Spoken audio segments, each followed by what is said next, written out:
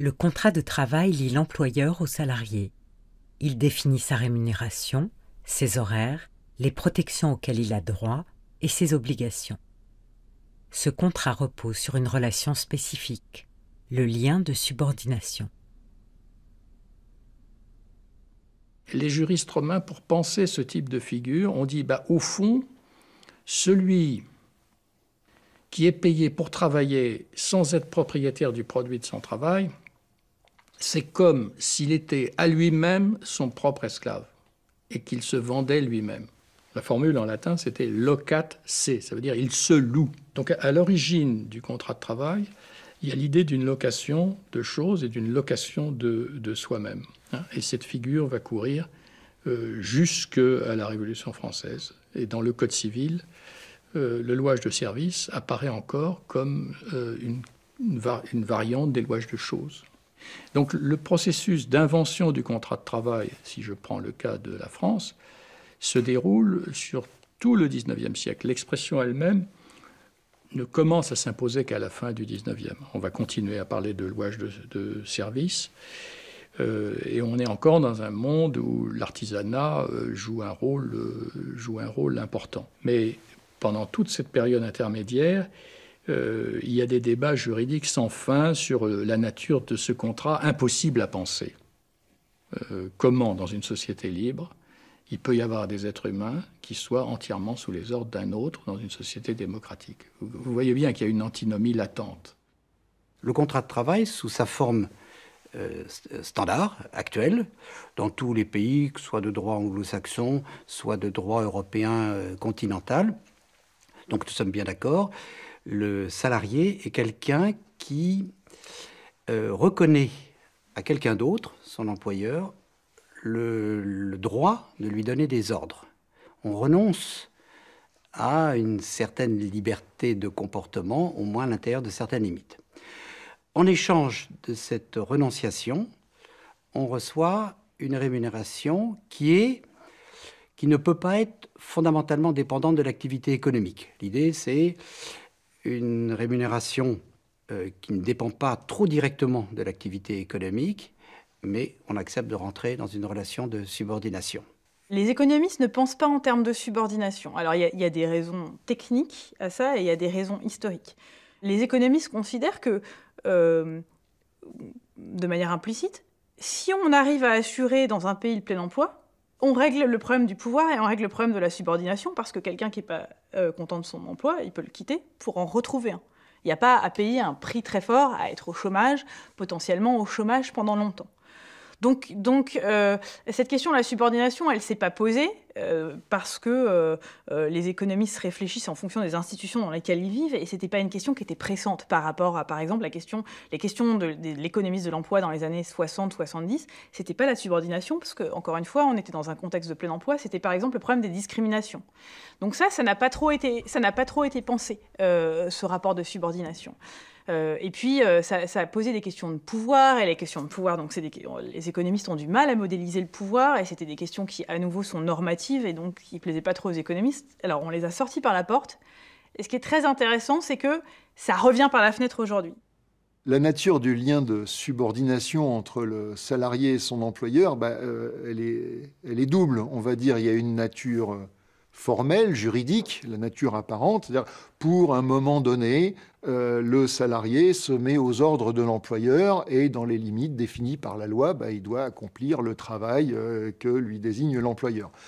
Et puis il y a un lien plus profond, une subordination plus profonde que justement sur laquelle Marx avait mis le doigt, c'est-à-dire que le salarié, il est libre, mais du fait qu'il ne possède pas les moyens de production, il est surtout libre de crever de faim s'il ne travaille pas pour un capitaliste. Après, on va dire, il est libre de choisir lequel, mais il n'est pas libre de pas crever de faim. Et donc, à partir de là, il y a une subordination bien plus insidieuse, bien plus profonde. On peut dire qui se fait d'une manière anonyme par les lois du marché, par les simples lois de la concurrence, et qui dit que si vous êtes dépourvu de capital, si vous êtes un simple travailleur, vous devez trouver un capitaliste qui veut bien de vous, et qui va bien vouloir avoir la gentillesse d'exploiter votre travail. Et si vous n'en trouvez pas, malheur à vous. Dans la population, il y a au fond deux types d'individus. Il y a d'un côté des individus qui n'aiment pas le risque. Ces gens-là sont très nombreux. Ils n'aiment pas le risque et donc ils acceptent le lien de subordination, c'est-à-dire ils acceptent de devenir salariés, et en contrepartie, ils obtiennent une sécurité contre la subordination, qui est le fait d'avoir un revenu mensuel assuré. Et puis, il y a un certain nombre de gens qui sont prêts à assumer le risque, et ces gens-là, ce sont les entrepreneurs qui assument le risque, qui ne sont pas protégés, et qui, si le risque tourne mal, c'est-à-dire s'ils font des pertes, doivent, en quelque sorte, payer ces pertes. Quand on développe cette conception libérale de la subordination, on oublie deux choses. On oublie le fait que les salariés sont entièrement protégés du risque, c'est vrai. Ils touchent un salaire certain à la fin du mois, sauf dans deux cas. Deux cas très importants. Le premier, c'est qu'ils ne sont pas protégés contre une baisse possible des salaires ou une limitation de l'augmentation. Et ça peut être lié tout simplement à la situation économique dans laquelle on se trouve, notamment les situations de crise. Mais au-delà des situations de crise, des situations de détérioration de l'économie. Mais il y a aussi un autre risque. Cet autre risque considérable, c'est le licenciement. La jurisprudence du droit du travail, elle au moins ne se paye pas de mots. Elle caractérise le rapport salarial comme un rapport de subordination et d'obéissance hiérarchique, et qui s'énonce en réalité dans une alternative aux termes parfaitement tranchés. Soit tu plies, soit tu te barres. C'est ce qui est commandé ou la porte. Dans le cadre du lien de subordination, l'employé renonce au libre arbitre de l'usage de son temps. Il le remet à l'employeur qui décide de l'organisation du travail dans lequel l'employé va œuvrer. Alors, est-ce qu'on peut considérer que dans un monde aussi complexe qu'est devenu le nôtre, cet échange, cette absence de réciprocité où l'un dépend de l'autre est raisonnable et performante? On peut se poser la question, et à mon avis, on doit se la poser.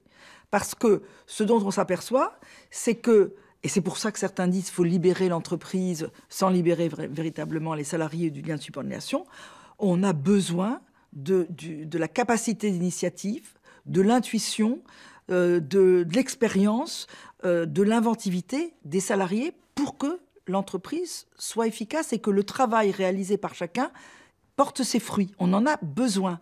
Et le lien de subordination, c'est quelque chose qui verrouille, qui entame justement cette capacité d'inventivité, la qualité de l'apport du salarié qui est contraint, contenu, sous surveillance, contrôlé, et qui est délétère du point de vue de la santé physique et mentale, et qui n'est pas performante pour l'entreprise.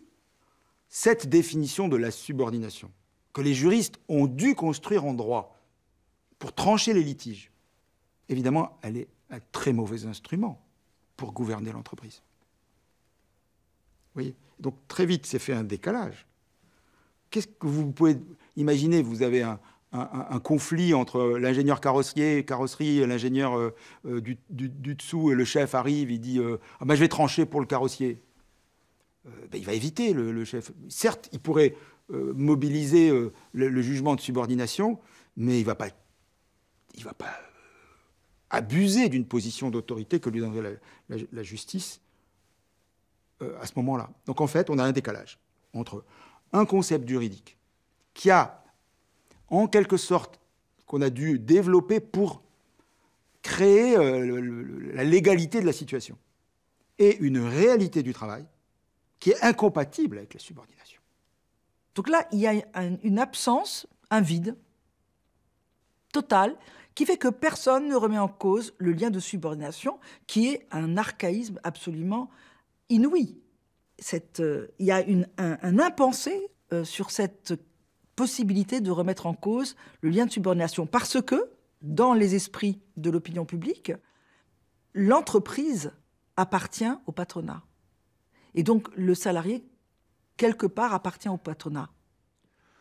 Alors, supprimer la subordination dans le contrat de travail, c'est supprimer le capitalisme lui-même. Enfin, je veux dire, jamais un employeur n'acceptera, dans la période actuelle, d'employer des gens et de les payer sans avoir le droit, justement, d'être le dirigeant de leur travail. Parce que la subordination est consubstantielle au salariat. Penser un salariat sans subordination, c'est comme essayer de penser un cercle carré. Ça n'a pas de sens. C'est une chimère. Le dépassement de la subordination dans l'activité collective de la production supposera nécessairement la sortie du salariat, c'est-à-dire la sortie du capitalisme. Le travail est un concept intemporel. Les chasseurs-cueilleurs travaillaient, les serfs du Moyen-Âge aussi. Les ouvriers de la fin du XIXe siècle travaillaient comme une majorité d'hommes et de femmes aujourd'hui. Avec le marché du travail apparaît un nouveau concept, l'emploi.